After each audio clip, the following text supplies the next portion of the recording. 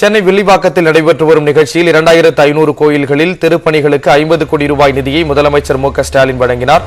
கூடுதல் தகவல்களை தர செய்தியாளர் கண்ணியப்பன் இணைப்பில் இணைந்திருக்கிறார். கண்ணியப்பன், முழு விவரத்தை நீங்க தெரிவிக்கலாம். ஸ்ரீராம், தற்போது நாம் பார்க்கக்கூடிய இந்த நேரலை காட்சியானது சென்னை வில்லிவாக்கம் சிவசக்தி காலனி மைதானத்தில் இந்து சமய அறநிலையத்துறை சார்பில் நடைபெறும் அரசு விழாவில் கலந்து கொள்ள தமிழக முதலமைச்சர் மு.க. ஸ்டாலின் அவர்கள் தற்பொழுது வருகை தந்திருக்கிறார். குறிப்பாக தமிழகம் முழுவதிலும் இருக்கிற 1250 கிராமப்புற திருக்கோயில்கள், குறிப்பாக 1250 ஆதிதிராவிடர் மற்றும் பழங்குடியினர் வாழும் பகுதியில் உள்ள திருக்கோயில்கள் திருப்பணிக்காக சுமார் 2500 திருக்கோயில்களுக்கு தலா 2 லட்சம் வீதம் 50 கோடி ரூபாய் நிதிக்கான அந்த வரைவோலையை தமிழக முதலமைச்சர் அவர்கள் வழங்கி வருகிறார். குறிப்பாக இந்து சமய அறநிலையத்துறை சார்பில் நாள்காட்டி வழங்கப்பட்டிருக்கிறது. அதையும் தற்போது முதலமைச்சர் வெளியிட்டிருக்கிறார். தமிழகத்தின் பல்வேறு பகுதிகளில் இருந்து இந்து சமய அறநிலையத்துறையின் கீழ் செயல்படக்கூடிய கோயில்களின் நிர்வாகிகள், பணியாளர்கள் என சுமார் 2000க்கும் மேற்பட்டோர் இந்த நிகழ்ச்சியில கலந்து கொண்டு தற்போது நிகழ்ச்சி துவங்கி நடைபெற்று வருகிறது. ஸ்ரீராம்,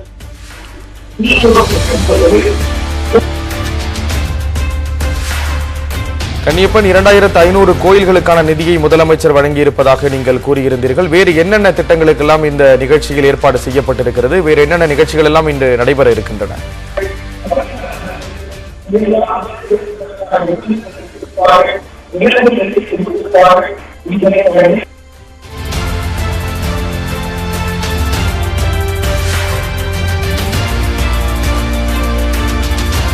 தகவல்களை வழங்கியதற்கு நன்றி கண்ணியப்பன்.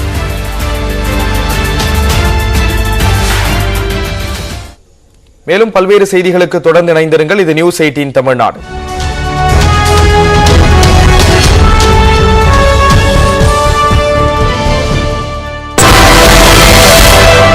தரம் பாதிக்கப்படும்.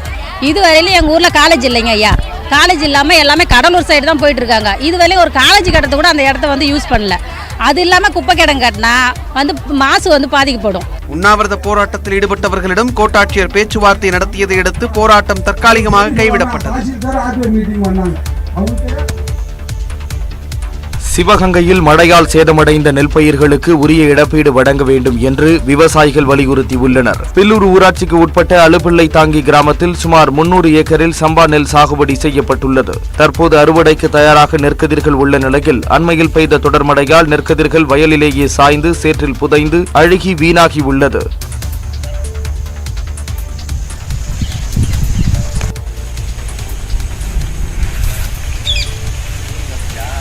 இதுகுறித்து மாவட்ட ஆட்சியர் மதுசூதன் ரெட்டியிடம் டிசம்பர் 26ஆம் தேதி புகார் தெரிவித்தவுடன் வேளாண் துறை அதிகாரிகள் சம்பவ இடத்திற்கு வந்து பார்வையிட்டு சென்றதாகவும் அதன்பின் நடவடிக்கை எடுக்கவில்லை என்றும் விவசாயிகள் கவலை தெரிவிக்கின்றனர். நான் ஒரு ஏக்கருக்கு 30,000 செலவழிச்சிருக்கோம். 30,000 பத்தி எந்த நெல்லு ஒரு பொட்டு கூட இல்ல. தண்ணி இடக்கு கருது அறுக்க முடியல. வண்டி வந்துட்டு திரும்பி போயிட்டாங்க. எங்களுக்கு ஏதாவது நீங்க கேட்டு கொடுங்க. கலெக்டர் ஆஸ்ல கலெக்டர்கிட்ட நாங்க மனு கொடுத்து எங்களுக்கு கலெக்டர் இதே உதவி செய்யணும்.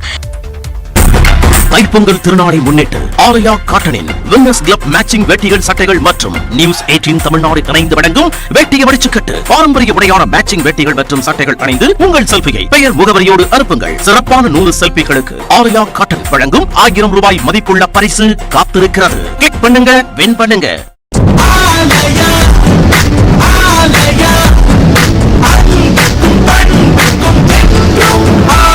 பண்டிகை தருணங்களில் தன்னிகரற்ற பரிசு ஆலயா காட்டன் வேட்டிகள், ஷர்ட்டுகள். தூத்துக்குடி மாவட்டம் ஸ்ரீவைகுண்டம் அருகே உள்ள சாயர்புரத்தில் வெளிநாட்டவர் பொங்கல் விழா கொண்டாடினர். அமெரிக்கா, நியூசிலாந்து உள்ளிட்ட 6 நாடுகளைச் சேர்ந்த 37 பேர் சுற்றுலா வந்துள்ளனர். இவர்கள் சென்னையிலிருந்து புதுச்சேரி, தஞ்சை, மதுரை வழியாக திருவனந்தபுரத்திற்கு ஆட்டோ மூலம் பயணித்து வருகின்றனர். விதவிதமாக அலங்கரிக்கப்பட்ட ஆட்டோக்களில் அவர்கள் உலா வருகின்றனர். தூத்துக்குடி மாவட்டம் சாயர்புரம் சென்ற அவர்களுக்கு இளநீர் வழங்கி உபசரிக்கப்பட்டது. அவர்கள் உண்பதற்காக பப்பாளி, கொய்யா, விளாம்பழம், சீதாப்பழம், பனங்கிழங்கு உள்ளிட்டவை வைக்கப்பட்டிருந்தன. பின்னர் தமிழ்நாட்டு பாரம்பரிய முறைப்படி ஆண்கள் வேட்டி துண்டு அணிந்தும் பெண்கள் சேலை அணிந்தும் பொங்கல் விழா கொண்டாடினர்.